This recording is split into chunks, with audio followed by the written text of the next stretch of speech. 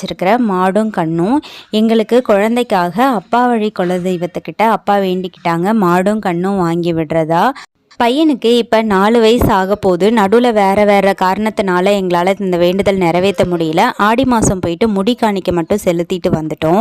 அதோட மாடும் கண்ணும் கூட கிடைக்கல. சித்தி வீட்டில் சொல்லி வச்சுருந்தோம். நாங்கள் இங்கேருந்து போகணுன்னா முன்னாடியே போய் வாங்கணும். அதனால் சித்தி வீட்டில் சொல்லி வச்சுருந்ததுனால அவங்க கொஞ்சம் பார்த்து ரெடி பண்ணி வச்சுருந்தாங்க. அதனால் அம்மா அப்பா வந்து நேத்திக்கே ஊருக்கு கிளம்பி போயிட்டாங்க. நாங்கள் வெள்ளிக்கிழமை அன்னைக்கு கோயிலுக்கு போகிறோம். ஸோ வெள்ளிக்கிழமை அன்னைக்கு வந்து மாடு கண்ணெலாம் வீட்டிலேருந்து தரமாட்டாங்க இல்லையா, அதனால் நாளே வாங்கி சித்தி வீட்டில் கட்டி வச்சுருந்தாங்க. நாங்கள் இன்றைக்கி காலையில் தான் ஊருக்கு போயிருந்தோம். அம்மா அப்பா நாளே போயிட்டு எல்லாமே ரெடி பண்ணி வச்சுருந்தாங்க. இது எங்கள் சித்தி வீட்டோட பேக் சைடு. இங்கே அவ்வளோ நல்லாயிருக்கும். இந்த ஊரே ரொம்ப அழகாக இருக்கும். எனக்கு ரொம்ப பிடிக்கும். நிறைய செடி மரம், இந்த நாய்ஸ்லாம் இருக்காது. ரொம்ப இந்த பறவைங்களோட சவுண்டு, அப்படியே ஒரு அமைதி, அவ்வளோ நல்லா